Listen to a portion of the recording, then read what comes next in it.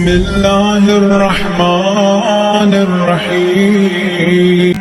6 ہجری کے آخر میں جب رسول اللہ صلی اللہ علیہ وآلہ وسلم صلح حدیبیہ سے واپس تشریف لائے تو آپ نے دنیا کے مختلف بادشاہوں کے نام خط لکھ کر انہیں اسلام کی دعوت دی۔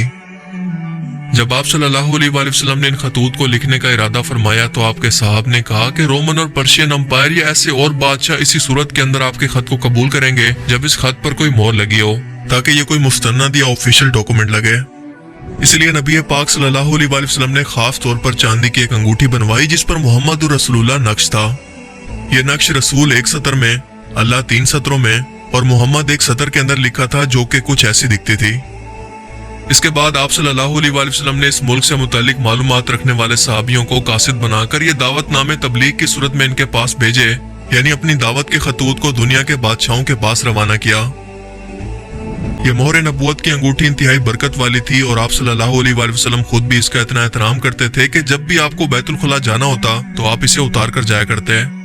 اس سے پہلے آپ صلی اللہ علیہ وآلہ وسلم نے سونے کی انگوٹھی بھی استعمال فرمائی، لیکن جب مردوں کے لیے سونے کو حرام قرار دیا گیا تو آپ نے اسے دوبارہ کبھی نہیں پہنا اور اس کے بدلے میں ایک چاندی کی انگوٹھی بنوائی اور اسے بھی بعد میں اتار دیا، جس کی وجہ آج تک کسی کو معلوم نہیں کہ آپ صلی اللہ علیہ وآلہ وسلم نے ایسا کیوں کیا۔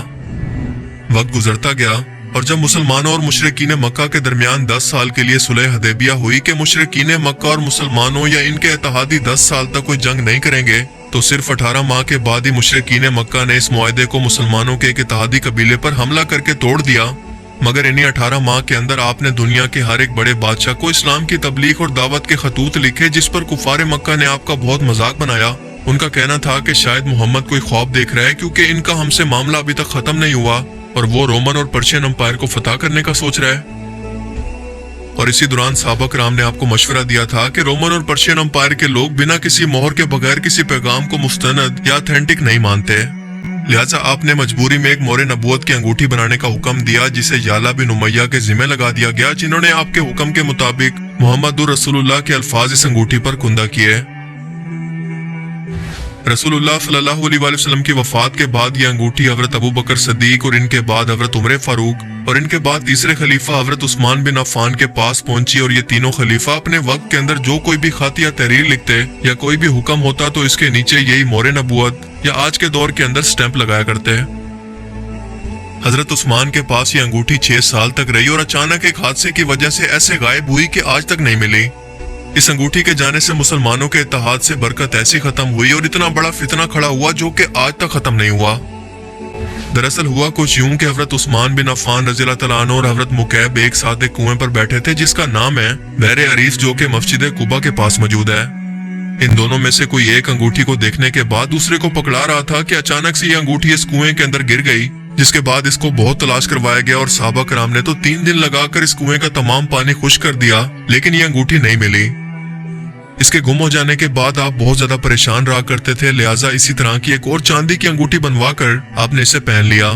لیکن اس اصل انگوٹھی کے جاتے ہی امت کے اندر ایک نہ ختم ہونے والے فتنے کا آغاز ہوا اور خاندانی دشمنی کو پھر سے ہوا دے کر امت کو 2 حصوں کے اندر تقسیم کر دیا گیا، اور اسی فتنے کی وجہ سے حضرت عثمان رضی اللہ تعالیٰ عنہ بھی شہید ہو گئے۔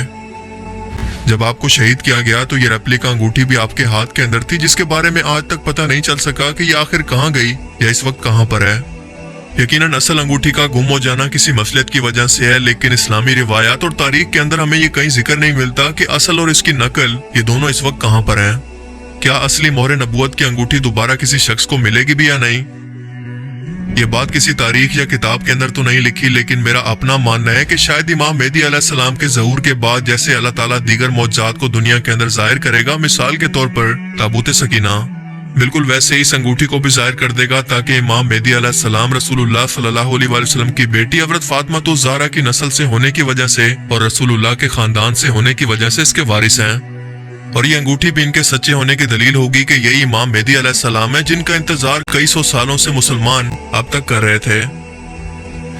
رسول اللہ صلی اللہ علیہ وآلہ وسلم ہمیشہ اس انگوٹھی کو نہیں پہنا کرتے تھے، بلکہ کبھی اس کو پہن لیتے تو کبھی اتار دیا کرتے۔ رسول اللہ کی نسبت کی وجہ سے آپ کی یہ انگوٹھی برکت والی تھی، لیکن آج کل کے مسلمان جو کہ مختلف نگوں کی انگوٹھیوں کو یہ سوچ کر پہنتے ہیں کہ شاید یہ خاص پتھر کوئی ایسی برکت یا طاقت رکھتے ہیں جو کہ ان کی قسمت کو بدل سکتے ہیں، تو یہ بالکل غلط عقیدہ ہے، کیونکہ کوئی بھی پتھر کسی انسان کی قسمت کو نہیں بدل سکتا، جس کی مثال ہے حجر اسود۔ सब मुसलमान ये मानते हैं कि हिजर अस्वद इस वक्त दुनिया में सबसे ज्यादा बरकत वाला पत्थर है, क्योंकि इसे आसमान से उतारा गया, यानी जन्नत से। ये सफेद याकूत था जो कि दुनिया में इंसानों के गुनाहों की वजह से स्याह हो गया। इसके बारे में बयान होता है कि हज़रत उमर रज़ियल्लाहु तआला अन्हु ने फरमाया था कि ए हिजर अस्वद, मैं तुझे सिर्फ इसलिए बोसा देता हूँ क्योंकि मैंने रसूलुल्लाह सल्लल्लाहु अलैहि वसल्लम को तुझे बोसा देते हुए देखा है, वरना मैं जानता हूँ कि ना तू मेरे नफे का मालिक है और ना किसी नुकसान का। एक और रिवायत में आता है कि हजर अस्वद पत्थर क़यामत के दिन अपने चूमने वाले मुसलमानों की गवाही देगा। लेकिन अगर इस हदीस का मतलब वही निकाल लें जो कि आजकल लोग समझते हैं, तो क़यामत के दिन तो इंसान का हर एक ऑर्गन और उसकी हर एक चीज गवाही देगी कि वह दुनिया के अंदर क्या अमाल करता रहा, लेकिन किसी मुसलमान की कोई सिफारिश नहीं कर सकता। यानी हजरत उमर के अल्फाज के मुताबिक हजर अस्वद भी क़यामत के दिन किसी इंसान को ना तो कोई फायदा पहुंचा सकता है और ना कोई नुकसान, कि ये शख्स जिसने मुझे चूमा था कन्फर्म जन्नती है।